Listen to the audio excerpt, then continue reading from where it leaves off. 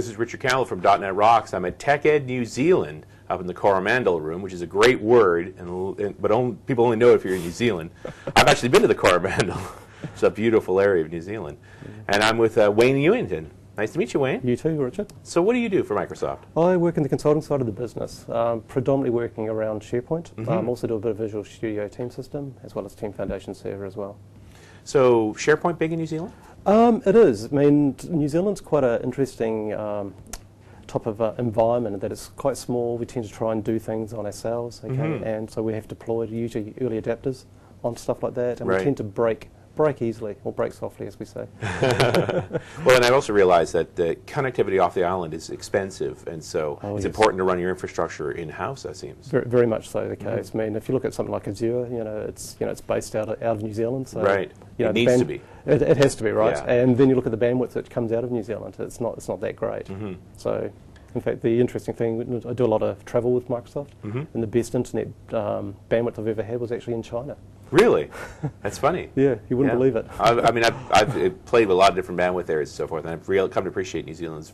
Has to be very self-contained. Oh, yes. So the SharePoint installations that you're running, do you tend to have big ISPs that host them, or are the companies generally hosting them themselves? Generally, they host them themselves, although a couple of the ISPs are looking at doing hosting, and they're trying to get their head around it, trying to understand what actually that means, but predominantly it's in-house.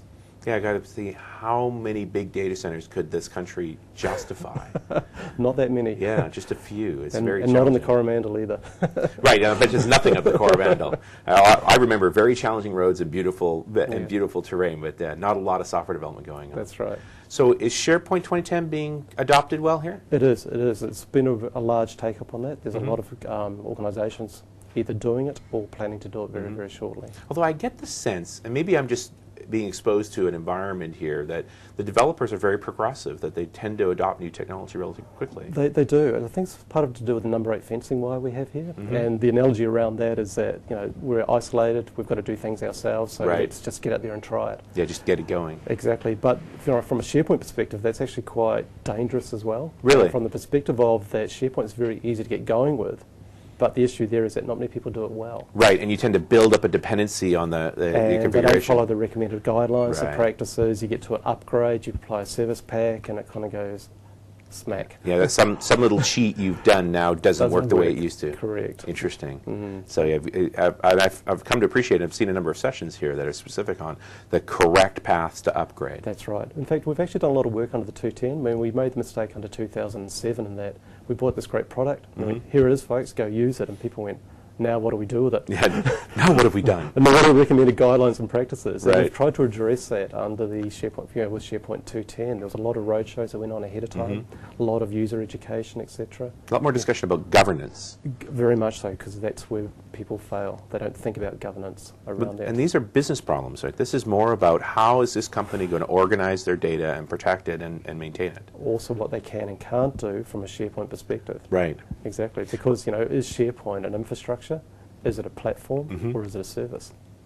Well, and depends on who you talk to. You'll get each one of those. Well, unfortunately, SharePoint's all three of those. Right. Okay, so depending on which mindset you come in with, you've really got to be concentrated and say, right, I'm going to use it as an application. Right. I'm going to use it as an infrastructure, or I'm going to use it as a service. Well, the way you've just described it there depends on who brought it in. If the business owners brought it in, that is one perception of it. The developers were driving it, it's another perception. And if it's IT's driving it, it's another again. Absolutely, you've got it. And that makes it a very interesting conversation down the lines. Well, and I spent a lot of time on the development side with .NET Rocks, and then I talked to the IT folks, and those guys perceive SharePoint almost like a virus. It's spread out of control on its own. It's the new access. Yes. It's interesting that you say it that way, but that's exactly what happens, is that the business owners and folks that ultimately don't own infrastructure bring this technology to the company. That's right. And it's ultimately the IT guy's challenge to pick that up and to provide some governance and infrastructure around it. Yeah.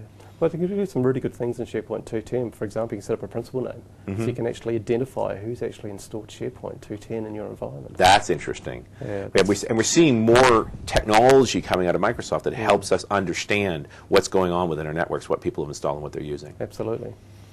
Any particular places people should be looking for more information about SharePoint? There's a lot of stuff on Technic, a lot of stuff on MSDN. There's new content coming out all the time. Set up an RSS feed to the site which says this is new white papers, new articles coming out. Wayne, thanks for talking to us. Not a problem.